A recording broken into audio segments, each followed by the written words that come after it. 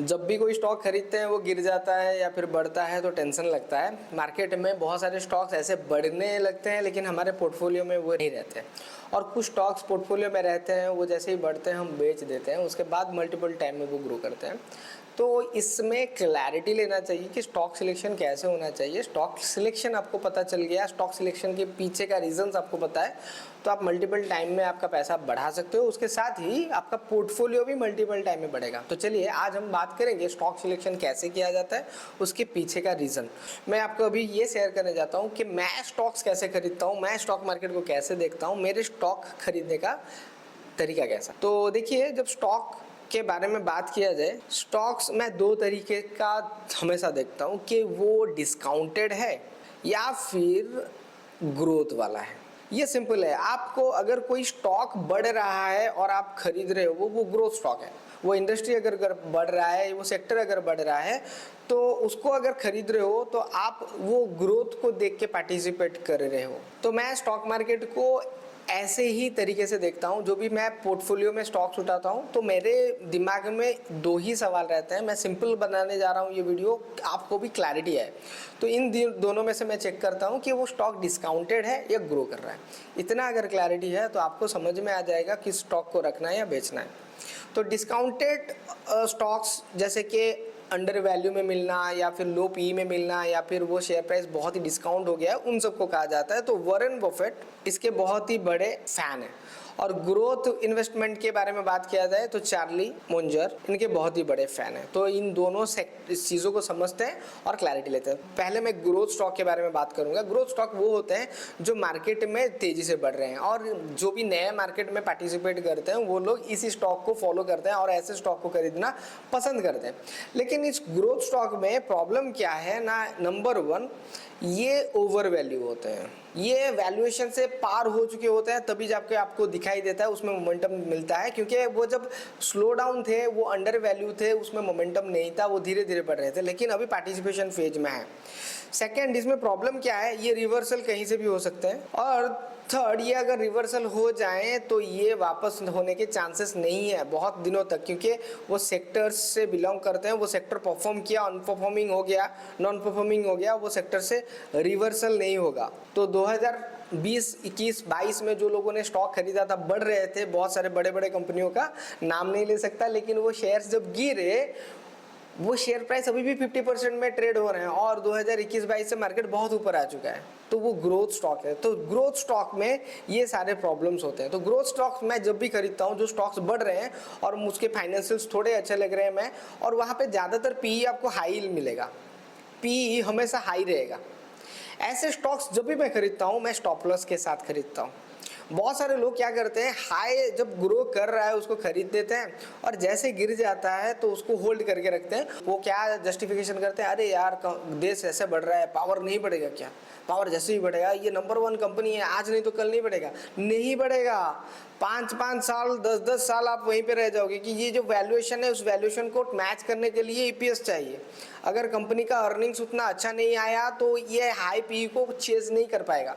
तो news base में, event base में ये स्टॉक बढ़ा था, गलती से भी अगर रिवर्स हो रहा है, ग्रोथ स्टॉक काट दीजिए, अच्छे स्टॉक्स मिलेंगे, गोल्ड बढ़ेगा, रियल एस्टेट बढ़ेगा, दूसरे जगह पे वो पैसा हम रख सकते हैं। तो ग्रोथ स्टॉक कभी भी इन्वेस्टमेंट में लिए तो जब तक ये बढ़ रहा है होल्ड कीजिए, तक ये राइज कर रहा है, और जैसे ही ये रिवर्स हुए इसको बेचिए, नहीं तो लंबा फंसोगे। आप फंसे हो बहुत सारे कंपनी में, ये कंपनी नहीं बढ़ेगा क्या इकोनॉमी के साथ? जरूर बढ़ेगा, बैठे रहो 5-5 साल एक स्टॉक में। ऑलरेडी अपार इंडस्ट्री में दिखा रहा था, ये स्टॉक 2500% का रिटर्न दे चुका है। अभी हमने एक वीडियो बनाया था हिटाची के ऊपर, 800% बढ़ चुका है। अभी एक ने वीडियो बनाया था 4 साल में 1000% का रिटर्न दे चुका है, और आप पकड़े रहो मोनोपोली है। ये गलत है। ग्रोथ इन्वेस्टमेंट कभी भी करो तो रिवर्स करेगा, तो ये यूएनओ रिवर्स हो जाएगा, इसको काटो, नहीं तो फंसोगे। उसी तरह अभी बात करेंगे हम डिस्काउंट स्टॉक्स के बारे में। ये हमेशा मार्केट में स्लो डाउन होता है। जैसे अभी कैटेगरी में कहा जाए तो स्लो डाउन में रियलिटी स्टॉक है, एफएमसीजी है, और इसके साथ अगर देखें आईटी है। ये तीनों अभी करंटली माइनस में हुए थे। इन सेक्टर्स में आप अगर कोई भी स्टॉक्स उठाते हो वो अंडर वैल्यू के कैटेगरी में आएंगे। तो इसमें से क्या क्या देखना चाहिए, यहाँ पे पी हमेशा लो रहता है, ओके, और ये तुरंत आपको बढ़ोतरी नहीं देगा, ये लंबा समय के लिए आपको पार्टिसिपेट करना पड़ेगा, लॉन्ग टाइम के लिए। इसको आप इन्वेस्टमेंट कह सकते हो। यहाँ पे आप रीजन दे सकते हो ये कंपनी बढ़ेगा, हो सकता है ये 4-5 सालों में बढ़े, लेकिन ये बढ़ता है ना टाइम्स में रिटर्न देता है, 10 टाइम्स 20 टाइम्स। ग्रोथ स्टॉक्स बढ़ते हैं तो हो सकता है 2 गुना 3 गुना 5 गुना आपको रिटर्न दे दे, बढ़ते जाएंगे तो अच्छा है, लेकिन अगर वापस आ रहे हैं तो उसको भाई पकड़ो मत, फंसोगे, गंदा फंसोगे। 2010 से मतलब 16 साल का एक्सपीरियंस है, बता रहा हूँ भाई, पैसा फंस जाएगा, 6-7 महीने के बाद आपका दिमाग काम नहीं करेगा, पोर्टफोलियो देखोगे, स्टॉक मार्केट देखोगे, रोना आ जाएगा। अगर ग्रोथ स्टॉक के बारे में बात करूँ, अभी जो ग्रोथ स्टॉक्स हैं जैसे कि अभी बैंकिंग एंड फाइनेंस है, बैंकिंग के स्टॉक्स, सारे बैंक के स्टॉक्स अभी रिवर्स हो रहे हैं, प्रॉफिट बुकिंग हो रहा है। सेकंड अगर देखेंगे ऑटो है, थर्ड अगर देखेंगे तो ग्रो करने वाला पावर है, रिन्यूएबल एनर्जी है, ये सारे स्टॉक्स है ग्रोथ स्टॉक्स कैटेगरी में आते हैं। ये सारे लोगों को पता है ये स्टॉक्स बढ़ेंगे इसलिए खरीद रहे हैं, हाई वैल्यू में ट्रेड हो रहा है। अगर इन सारे सेक्टर में देखोगे तो लो पी में आपको ट्रेड मिल रहा है, ज़्यादातर एफएमसीजी और आईटी आप लो पी में नहीं मिलेंगे क्योंकि ये ऑलरेडी प्रीमियम में रहते हैं। फिर भी ये डिस्काउंट कोविड में एफएमसीजी और आईटी जितने गिरे थे अभी भी उतना ही गिरा है, तो बहुत ही अच्छा डिस्काउंट में।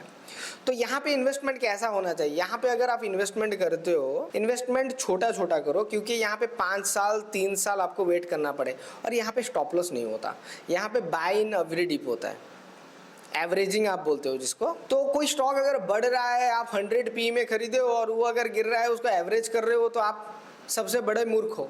आपको पीक कैटेगरी में डाला जाता है, जैसे कि कहा जाता है ना, bull makes money, bear makes money, peaks are shorted, यही सारे लोग होते हैं, ग्रोथ स्टॉक को खरीदते हैं और नीचे जाने पर एवरेज करते हैं। गंदा चीज़ है, एवरेज मत करो, काटो, और यहाँ पे हमेशा बड़ा पैसा डालो, 4 बिग मनी पैसा डालो, ऊपर गया तो बहुत पैसा बन जाएगा, अगर नीचे आया तो माल काटो छोटा सा स्टॉप लॉस लेके।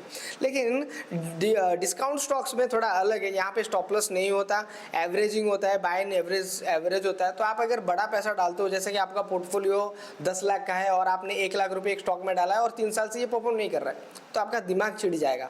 तो इसलिए आप यहाँ पे क्या करो ना, 10-10 साल 10-10 हज़ार एक स्टॉक में डालते रहो, 1 साल के लिए 1 लाख रुपए इन्वेस्टमेंट हुआ, तो उसका भी एवरेजिंग आपको मिलेगा और आपको पता भी नहीं चलेगा। तो जब भी इन्वेस्टमेंट करो डिस्काउंट स्टॉक्स में करो, और इसको एसआईपी मोड में करो, स्टॉक एसआईपी मोड में। लेकिन ये ग्रोथ स्टॉक में नहीं होता, ये डिस्काउंट स्टॉक्स में होता है। लेकिन कभी अब अगर ग्रोथ स्टॉक में एसआईपी करते हो तो भयंकर रिटर्न्स हो सकते हैं, या फिर अगर रिवर्स हो गया तो सारा पैसा डूब सकता है। तो अगर कोई स्टॉक आप खरीद रहे हो जो सेक्टर परफॉर्म कर रहा है और स्टॉक हाई पी में ट्रेड हो रहा है, तो अगर उसमें आपको पार्टिसिपेट करना है तो बड़ा पैसे से करो, और जैसे ही रिवर्स होता है स्टॉप लॉस करो। देखो ये इसमें मनी मैनेजमेंट भी है, साइकोलॉजी भी है, सब कुछ मैं इसमें मेंटेन कर रहा हूँ। दूसरे चीज़ में जब भी डिस्काउंटेड स्टॉक मिलता है वहाँ पर बड़ा पैसा मत डालो, बहुत दिनों तक पैसा फंसा रहेगा, उसमें एसआईपी के मोड में पैसा डालो और बाय इन एवरी डिप करो, और उसके साथ फाइनेंशियल्स रेशियोज हमेशा देखते रहो। अगर फाइनेंशियल्स बुरा हालत में पहुंच रहा है, कंपनी नेगेटिव डायरेक्शन में जा रहा है, तो उसको भी काटना पड़ता है। ऐसा नहीं है खराब कंपनी गंदा चल रहा है फिर भी आप इन्वेस्टमेंट कर रहे हो। तो इन 2 तरीकों के साथ मैं स्टॉक्स को साइकोलॉजिकली उठाता हूँ, और क्या क्या फाइनेंशियल सेटअप्स मैं देखता हूँ स्टॉक्स को उठाने से पहले, वो भी आपके साथ मैं सेकेंड वीडियो में शेयर करूँगा। कोई भी आपके साथ स्टॉक ट्रेडर है उसके साथ ये वीडियो जरूर शेयर करें, और प्लीज़ आप सब्सक्राइब करें, क्योंकि बहुत ही डिफिकल्टीज होता है ऐसे वीडियो बनाने के लिए। तो इतना सारा टाइम देता हूँ आपके लिए, प्लीज़ सब्सक्राइब करो, लाइक करो, और अपने ट्रेडर इन्वेस्टर दोस्तों के साथ प्लीज़ शेयर करो। Thank you very much. Investment on block.